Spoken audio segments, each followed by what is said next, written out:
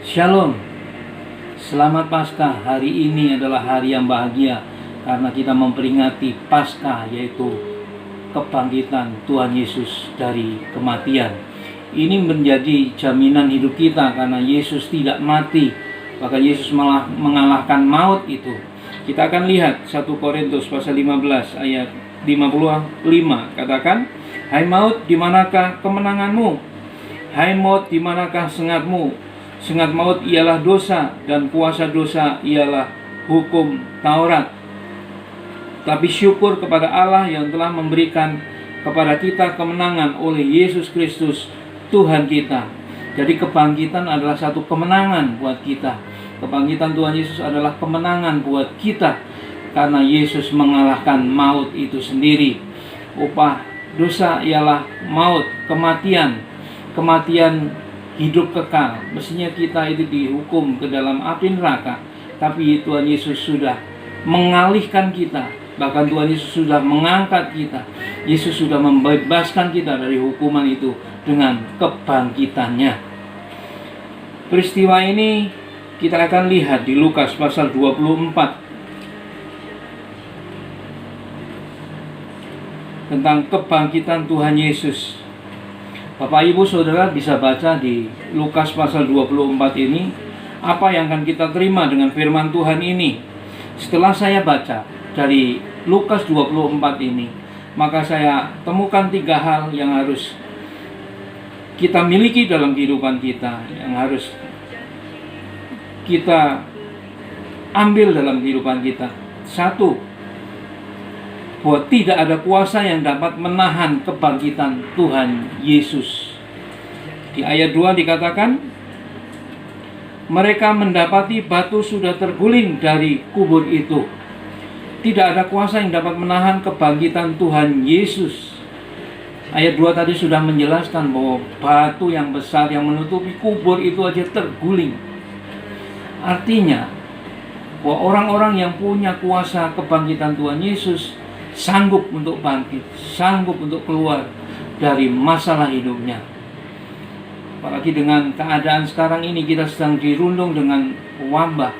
Kita jangan duduk diam saja, tapi mari hadirkan kuasa Tuhan Yesus, kuasa kebangkitan Tuhan Yesus untuk mengalahkan hal itu. Ya, batu yang besar itu saja terguling. Yesus mengalahkan alam di sekitarnya. Kuasa Tuhan Yesus mengalahkan masalah yang ada di sekitarnya.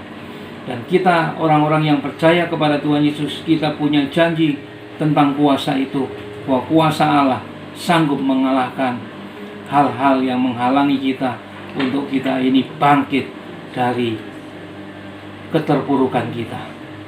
Mari kalahkan semuanya itu dengan kuasa kebangkitan Tuhan Yesus.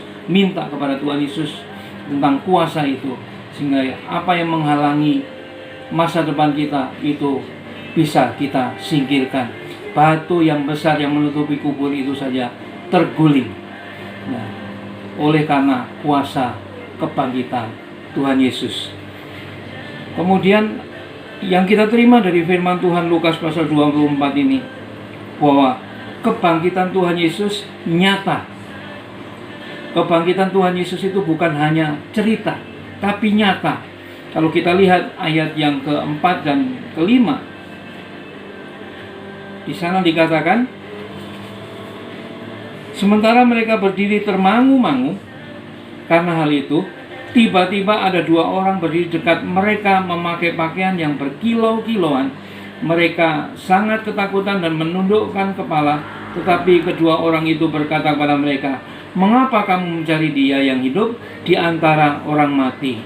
Bukan hanya pengikut Yesus yang menyaksikan tentang kebangkitan ini, tapi 2 malaikat yang berdiri di samping perempuan yang sedang pergi ke kubur itu. Sehingga ini menyatakan bahwa kebangkitan Tuhan Yesus itu bukan hanya cerita, tapi nyata adanya.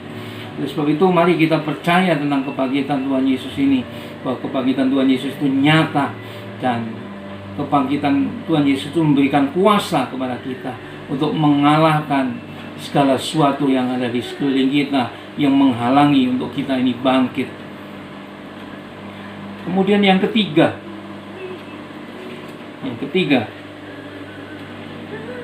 yang bisa kita terima dari firman Tuhan Lukas 24 ini, yaitu Tuhan Yesus itu tahu hari depan. Tuhan Yesus tahu hari depan. Semua perkataannya benar mengenai dirinya di hari depan. Kita lihat ayat 6 sampai yang ke-8.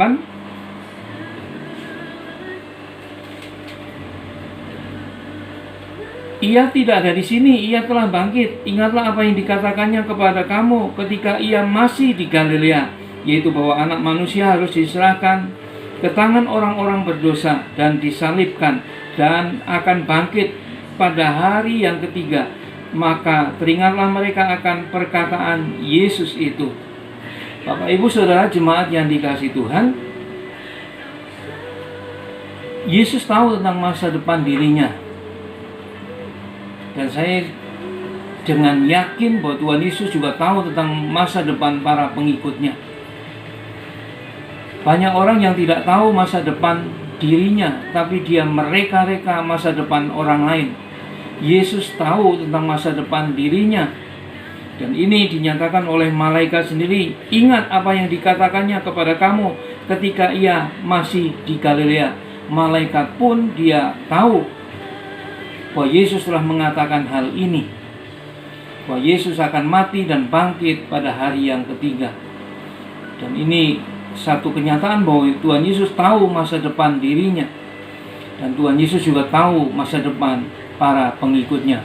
Oleh sebab itu, mari serahkan masa depan kita kepada Tuhan Yesus, karena Tuhan Yesus tahu masa depan kita, dan Tuhan Yesus sanggup menjamin masa depan kita. Kalau Dia menjamin tentang kehidupan yang kekal, Dia juga menjamin tentang kehidupan kita saat ini. Jadi Bapak Ibu Saudaraku yang dikasihi Tuhan, tetap ada dalam Tuhan Yesus, tetap percaya kepada Dia, karena Dia itu adalah segalanya buat kita. Dan selamat Paskah, Tuhan memberkati. Kita akan berdoa. Dalam nama Tuhan Yesus, hari ini Tuhan, kami bersyukur kepadamu karena Engkau sudah bangkit buat kami, dan Engkau sudah menyatakan bahwa kuasa maut itu sudah dikalahkan Tuhan. Dan kami bukan menjadi orang yang terhukum lagi, tapi kami menjadi orang yang terbebas dari kuasa maut itu. Dan kami boleh memperoleh kehidupan yang kekal bersama dengan Engkau Tuhan. Terima kasih Tuhan untuk hari ini. Untuk anak-anak-Mu Tuhan, kami berdoa, mari Engkau kuatkan mereka semua dalam menghadapi wabah yang sekarang ini terjadi Tuhan. Dan Tuhan, mari Tuhan, Engkau yang akan menguatkan mereka, agar mereka tetap tinggal di dalam Engkau dan memiliki iman, percaya yang kokoh dalam Engkau, bahwa di dalam Engkau ada jalan keluar, di dalam Engkau ada masa depan. Di dalam nama Tuhan Yesus, kami percayakan seluruh jemaat yang ada saat ini ke dalam tangan-Mu, karena Engkau yang punya kuasa atas surga dan bumi ini. Terima kasih Tuhan. Jaminan hidup kekal itu sudah ada pada kami. Oleh sebab itu Tuhan, kami percayakan hidup kami ke dalam tangan-Mu, di dalam nama Tuhan Yesus. Haleluya. Amin.